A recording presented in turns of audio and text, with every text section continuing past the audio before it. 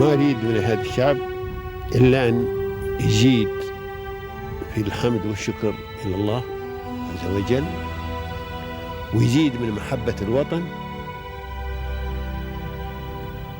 ويزيد من العمل ومضاعفة العمل لما يسعى فيه من خير له وللدولة والأهل. هذا اللي أنا أدوره من الشعب، وربنا إن شاء الله يوفقنا جميعا على ما يحب ويرضى.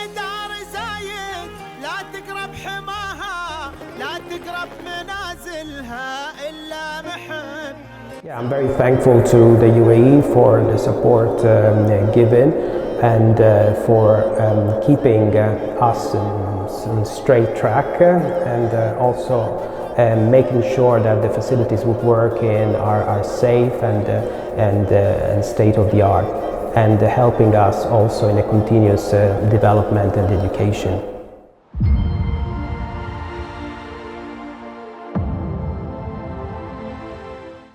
Ladies and gentlemen, to your favorite program, Peers of Union, which invites the most successful people here in the UAE. Today from Dubai and in Clemenceau Medical Center Hospital with Dr. Antonio Privitera, consultant colorectal and general surgeon and also General Secretary Emeritus Society of Colon and Rectal Surgery. Welcome, Doctor. Well, thank you very much for the invitation to this interview. Thank you so much, Doctor. We are so pleased to meet you today. So, Doctor, in the beginning, we need more details about you to present you to everyone. Today, we will talk about your experiences before coming to the UAE and after coming to the UAE. We need to speak about your career. So, let's talk about your professional experiences and your educational background as well. I'm a consultant general and colorectal surgeon. What does that mean? That I've been trained in general surgery, but then I subspecialized in colorectal surgery. I started my training in Italy, in one of the most prestigious universities in the south, the University of Catania, and then I moved to the United Kingdom, where I started my journey in gastrointestinal surgery and in particular in colorectal surgery. I was lucky enough to study in the University College of London and St. Guy St. Thomas in improving and learning new skills in colorectal surgery. And then I completed 3 fellowships, one in London, one in Oxford, and then at the Mayo Clinic, which is ranked first in the world for colorectal surgery. And I spent there 1 year, especially improving my skills in laparoscopic surgery. After that, I went back to the United Kingdom, where I took up a consultant job. So I went 5 years in very busy tertiary referral centers in the UK. And then the offer to move to Saudi Arabia to direct the King Fahd Specialist Hospital in the section of colorectal surgery. And it was a very amazing experience because it is the referral center of the whole eastern province of Saudi Arabia with a catchment population of 10 million people. So we offered advanced surgery, especially cancer surgery, to people in Saudi Arabia. And also I started off the Eastern Province colorectal surgery fellowship training that is part of the Riyadh colorectal fellowship, and it was very rewarding to train a new generation of Saudi Arabian surgeons.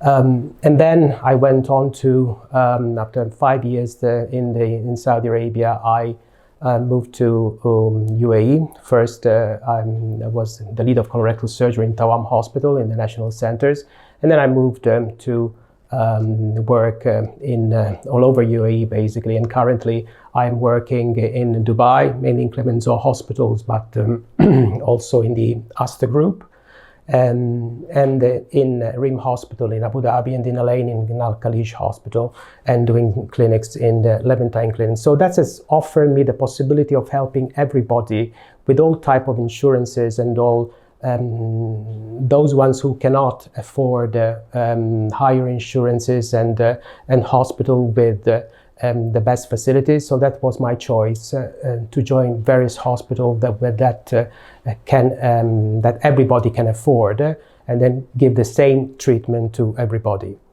Regarding my training, also I went through the Italian, English, and American training. So I am a fellow of the Royal College of Surgeons of England. I became a member of the Royal College of Surgeons of Edinburgh, and also a fellow of the American Society of Colorectal Surgery. And but not only from the clinical aspect, but also I've been very interested in developing new techniques.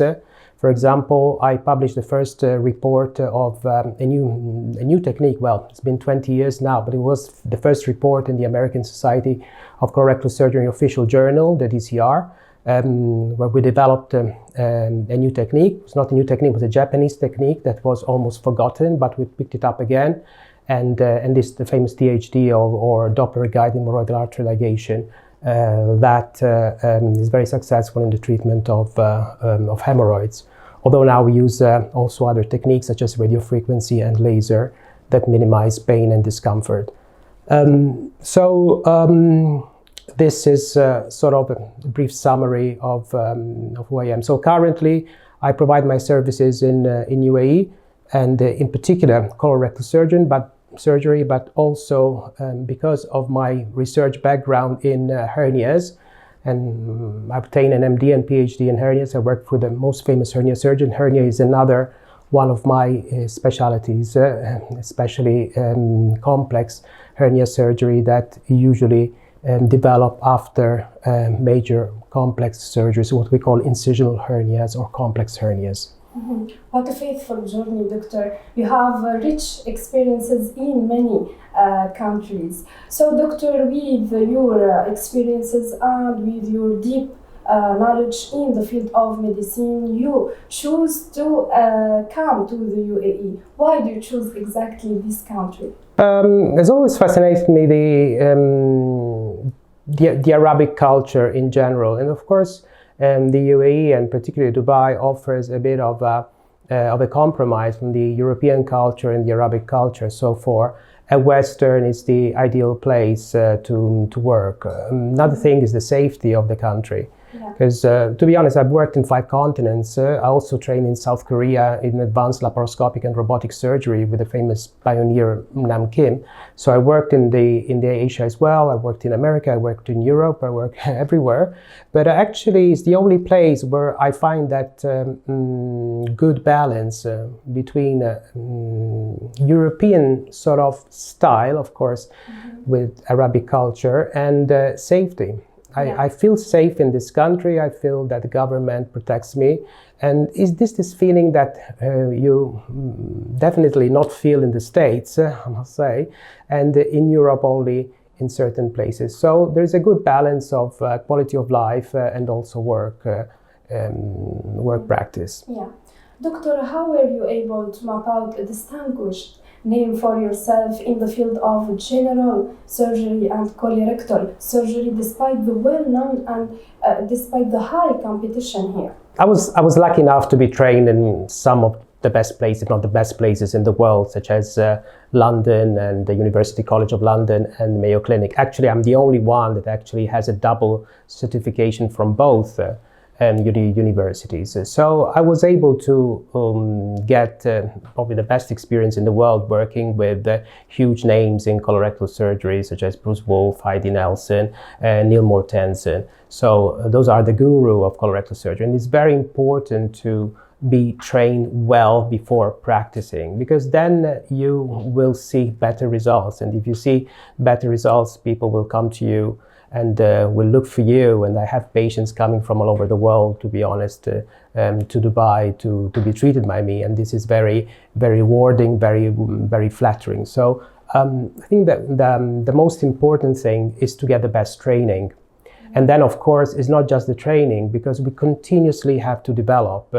Colorectal surgery is one of those fields where we've had laparoscopic going in, then robotic surgery, new techniques from proctology, from laser, radiofrequency, Doppler-guided method. So we continuously learn, we continuously improve. And I think this makes a huge difference when you have a great training and you start practicing and you develop and you learn new techniques and you become a master in those techniques. Then you become almost unbeatable.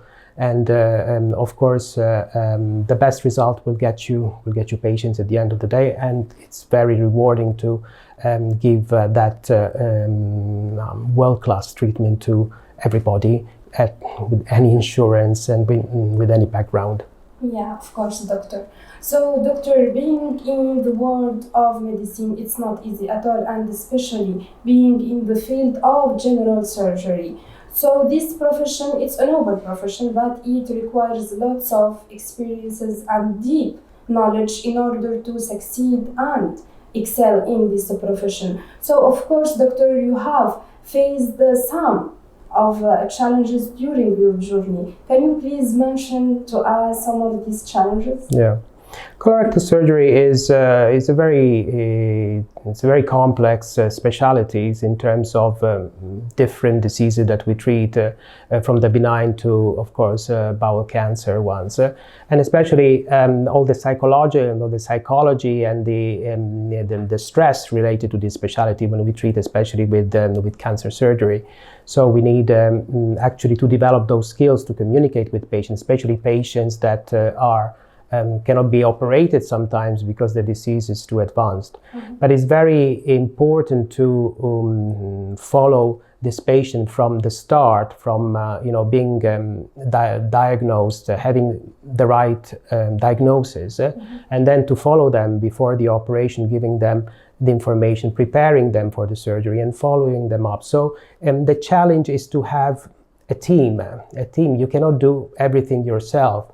You need to have a very good team of nurses, of pathologists, of radiologists, and of oncologists, because we know the cancer treatment requires not only surgery and most of the times, but requires chemotherapy, radiotherapy. So you have to have the whole team, the whole system, and you have to have very well-trained staff that actually is not sometimes easy to have, but I've been lucky enough in all the places that I currently even work to have created a team of specialists that we can offer a comprehensive treatment in all aspects of colorectal surgery. Of course, the complexity of colorectal surgery is also from the technical point of view. For example, the rectal cancer, we have to work in the pelvis, which is a very narrow area where there are important structure like vessels, nerves, and we have to be careful not to injure them. And especially when we go low down and we go to the muscles that are around the back passage, we try to preserve as much as possible. We try to reduce the chance of the patients having a bag. So there is a lot of emotions, a lot of decision making in colorectal surgery, and if we take the wrong decision, then it will impact the life of the patients for good. So it's very important to have also a support mechanism around this. So not only of the trainers that train you, but also of talking, communicating with your colleagues and also with the patients. And because when we treat a patient, it's like a member of our family.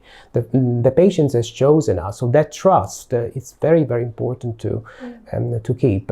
So we work like a family, trying to solve the problem of the family, and we put all the efforts and all our skills, all our compassion, all our empathy, all together to actually get and give the best treatment as possible. Yeah, and of course, doctor, you have your own strategies to overcome these challenges. Yeah. But doctor, we need our supporters. We need persons who stand by our side and to help us to continue. So who are your supporters, doctor?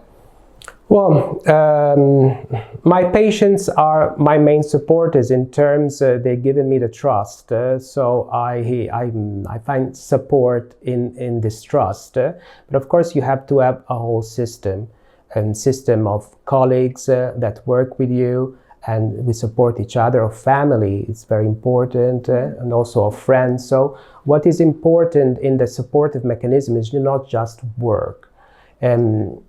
Surgeons needs to be good in mind and body. So, for example, you have to distress yourself for that. That is a very supportive mechanism. If your mind is clear, your judgment is clear. So apart from people around you, friends, family, colleagues, having a great team, having the patient that trusts you, you need to actually have something on the side, doing exercise, doing meditation, doing other things that keep you in that good state that you can feel psychologically and emotionally strong, then to deal with difficult decisions that we have to make in every aspect of colorectal surgery, but in particular, of course, when we treat patients with cancers, that we try all the time to achieve a cure, but sometimes we cannot. Sometimes the tumor is too advanced, but we have all the techniques and modalities to help even those patients that have got non-curable cancer to give them the best quality as possible for as long as possible and support them all the way through. Doctor, of course, technology and development in technology is necessary in our life. And especially when we are talking about the field of medicine, technology is necessary in this field. So today we are talking about artificial intelligence. So does development in artificial intelligence serves the world of medicine and especially serves the world or the field of general surgery? Definitely, artificial intelligence is coming more and more into medicine, into surgery, and we are glad about it, although there is fear that artificial intelligence may be replacing the human efforts, and the artificial intelligence we see it in medicine very, very strongly. You know, that is reducing the bureaucracy, for example. So AI can actually speed up operations, the scheduling, the collecting data that are being analyzed very, very quickly. So that gives us a much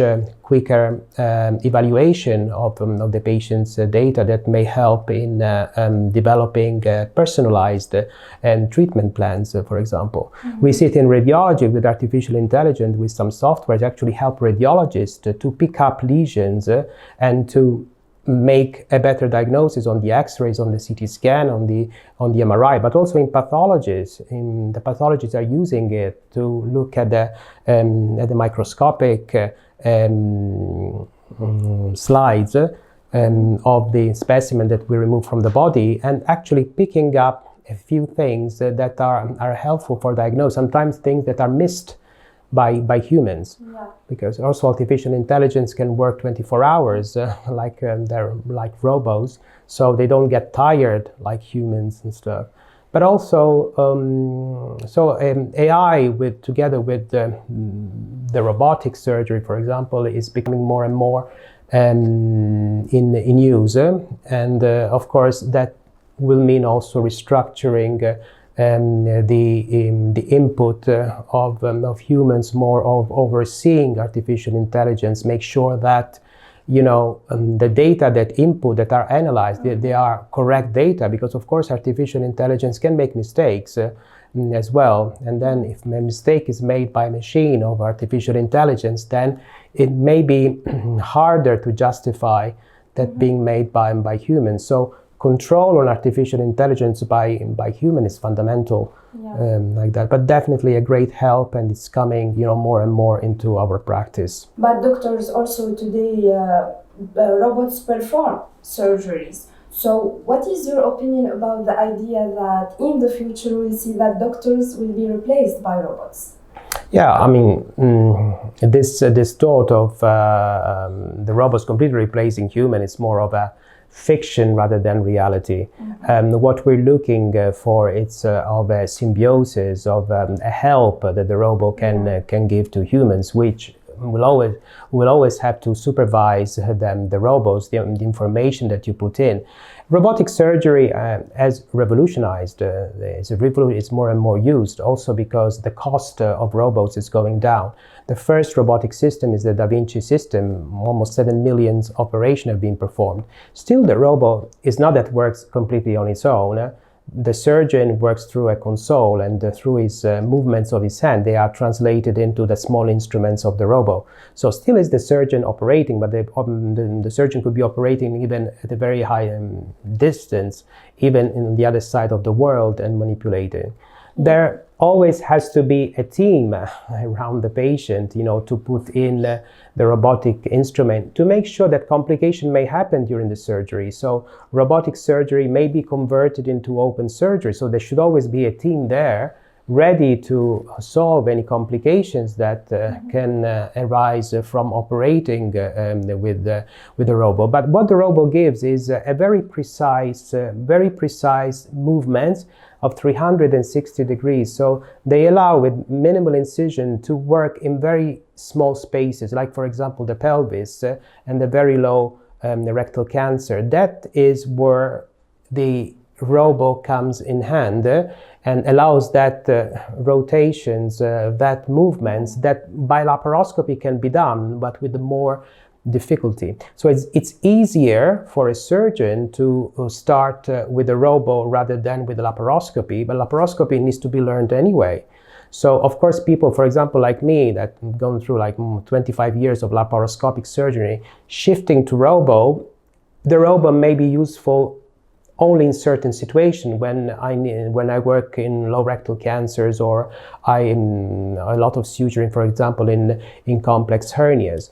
But it's easier to learn the robot than the laparoscopy, and that's why it's being used by more and more people and allowing smaller cuts, early recovery, and return to everyday normal life. Doctor, of course, during your journey, you make lots of achievements and accomplishments. Can you please share with us some successful surgeries, some cases that you are proud of today? Yes, definitely the cases where there was advanced cancer or cancer that had been operated before and then they came back.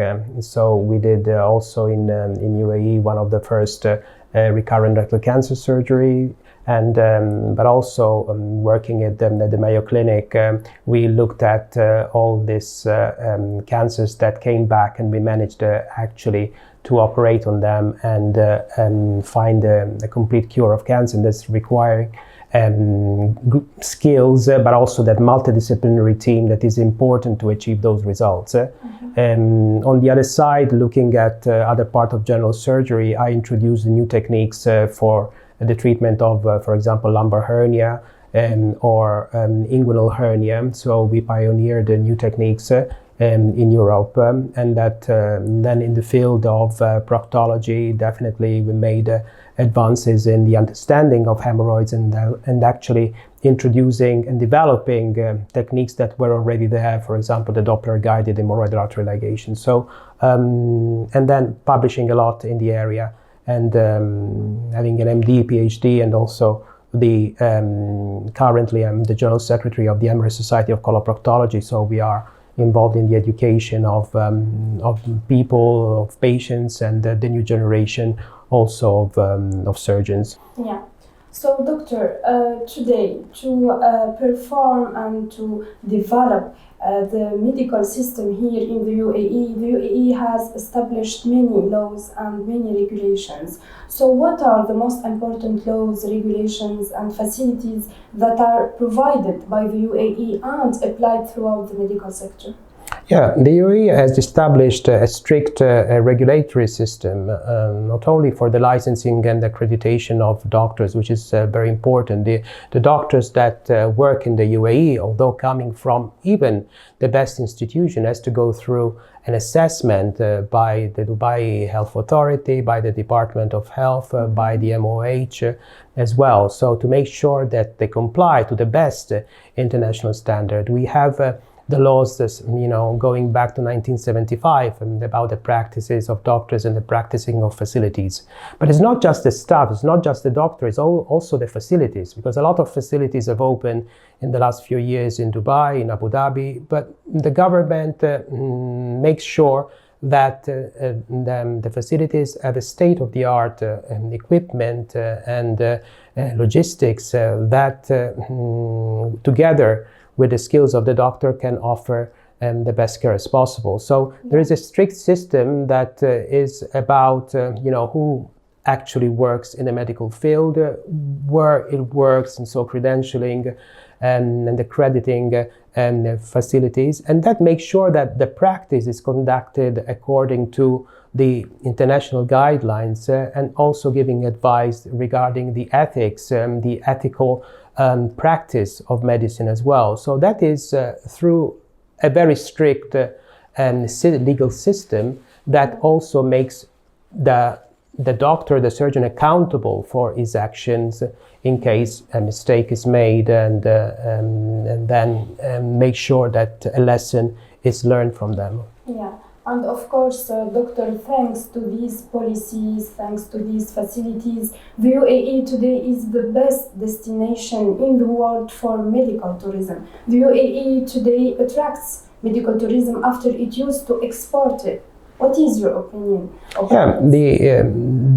The UAE has made of medical tourism a very important key factor in the diversification of its economic strategy.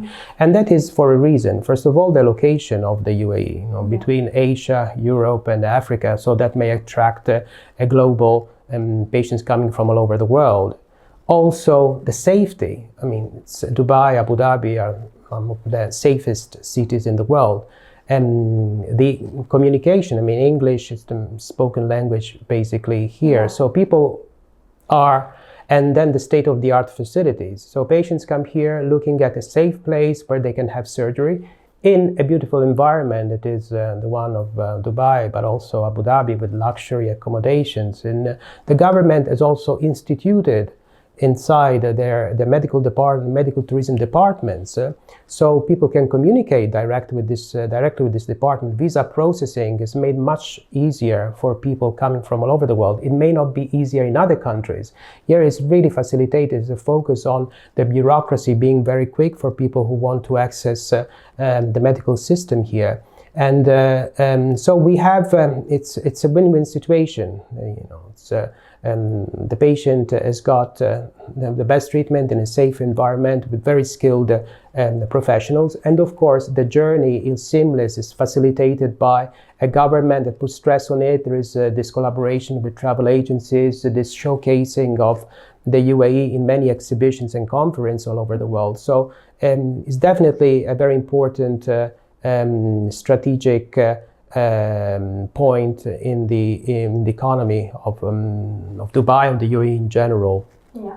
So, doctor, today you are among the most prominent names in the field of medicine. With your big career and with your faithful journey, deep knowledge and rich experiences, today, doctor, you make your own successful story. So the word of success is not strange to you. Can you please define the meaning of success? Definition of success is very, very personal. Depends on your priorities, on your what are your goals in life.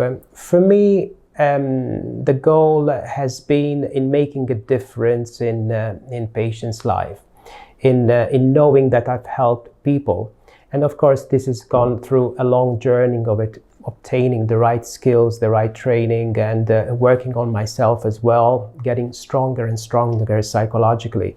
I think that the success is when a patient thanks you for saving the life or making a difference in their life. That is the success of actually being useful and being helpful. Doctor, also, lots of people from audience, they are new generation of doctors, and they are looking for the key of success. So they are inspired by you. They see from your story something special inspired them. So what is your advice to the new generation of doctors?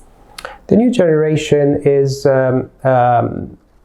you have to, first of all, look for what you really want, because medicine is a very wide spectrum of specialties. So really make sure you choose the right specialties, and then try to get the best training in UAE, in all over the world. Once you feel that you have obtained the best training or the skills that you need for the specialty, then start your journey as a specialist, as a consultant. And of course, always look at the new techniques that you need to learn, and new guidelines, and new knowledge that needs to be acquired, and make that a continuous journey of development and also of satisfaction, and giving a compassionate and ethical treatment to your patients. Doctor, of course, the UAE has contributed to your successful story. So what is your appreciation message you would like to convey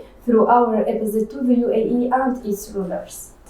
Yeah, I'm very thankful to the UAE for the support given, and for keeping us on straight track, and also making sure that the facilities we work in are safe and state of the art, and helping us also in a continuous development and education. Yeah, thank you so much, Doctor, for this meeting and for these details. Best of luck. Thank you very much. Thank you so much. It was my pleasure talking with you today. Thank you. Thank you very much. Dear audience, this is the end of our episode. Watch us next week. Goodbye.